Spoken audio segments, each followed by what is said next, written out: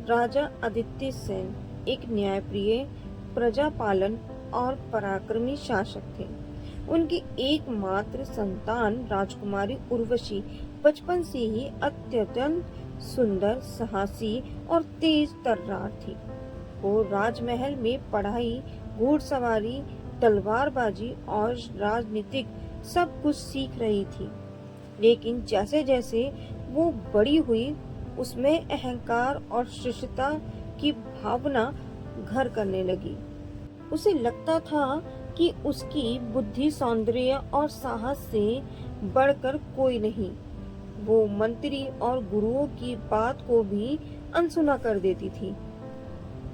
अब इधर राजा ने महसूस किया ये अहंकार भविष्य में राज्य और स्वयं उर्वशी के लिए घातक सिद्ध हो सकता है।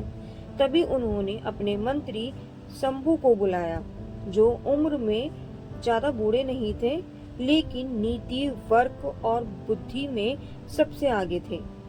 मंत्री ने राजकुमारी को उद्यान में बुलाया और राजकुमारी अपने राजश्री वस्त्रों में आई और बोली, मंत्री जी सुनो, आप बहुत चतुर हैं, लेकिन मुझसे अधिक चतुर कोई नहीं। मंत्री जी ने मुस्कुराकर पूछा, कृपया बताइए, क्या आप जानती हैं कि अहंकार और आत्मविश्वास में क्या अंतर है? तो राजकुमारी थोड़ी चौंकी। उसने कहा, अहंकार तब होता है जब कोई खुद को सब कुछ समझे, और आत्मविश्वास तब जब कोई खुद पर विश्वास करे। मंत्री बोले, बहुत सुंदर, लेकिन जब आत्मविश्वास दूसरों को तुच्छ समझने लगे तो वो अहंकार बन जाता है। राजकुमारी चुप हो गई, पर पूरी तरह सहमत नहीं थी। मंत्री ने उनसे दूसरा सवाल करा, तो मंत्री ने एक दिन उसे 3 प्रश्न दिए। ऐसा क्या है जो दिखता है लेकिन सच नहीं होता? कौन सी चीज बांटने से बढ़ती है? कौन सी शक्ति है जो राजा से भी बड़ी होती है? राजकुमारी ने पहला उत्तर तुरंत दिया, छाया। दिखती तो है लेकिन छू नहीं सकती। दूसरे पर सोचकर कहा, ज्ञान। तीसरे प्रश्न पर वो रुक गई। बहुत सोचने के बाद उसने कहा, धर्म। मंत्री मुस्कुराए और बोले, धर्म, सत्य और विवेक, यही राजा से भी बड़ी शक्तियां हैं।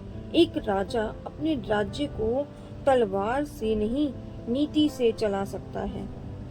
एक दिन पड़ोसी राज्य के एक राजकुमार ने उर्वशी को विवाह का प्रस्ताव भेजा, लेकिन प्रस्ताव में ये लिखा था कि वो विवाह के बाद उर्वशी से सलाहकार बनने की अपेक्षा रखता है, न कि केवल पत्नी। राजकुमारी को ये बात बिल्कुल भी पसंद नहीं आई। उसने प्रस्ताव को अपमान समझकर ठुकरा दिया। राजा ने तब उसे बुलाकर पूछा, क्या तुमने प्रस्ताव पढ़ा या केवल अपने अहम से निर्णय ले लिया? उर्वशी मौन हो गई। मंत्री शंभू ने कहा, राजकुमारी, जब अहंकार निर्णय लेने नहीं लगे तो विवेक मौन हो जाता है। अपने सलाहकार की भूमिका को अपमान समझा, जबकि वो सम्मान था। उर्वशी की आंखों से पहली बार पश्चाताप था। कुछ समय बाद राजकुमारी ने अपनी शिक्षा पूरी की। अब वो केवल ज्ञानी ही नहीं, बल्कि विनम्र, समझदार और करुणामयी बन गई थी। उसने मंत्री शंभू को अपना सम्मान पूर्वक राजनीति गुरु घोषित किया और स्वयं को जनसेविका कहलवाना पसंद किया। दोस्तों, आप प्यार से तो सब चीज जीत सकते हो, अगर आप गुस्से से कठोर होकर कुछ चीजें जीतने की कोशिश भी करोगे ना, तो भी नहीं जीत पाओगे।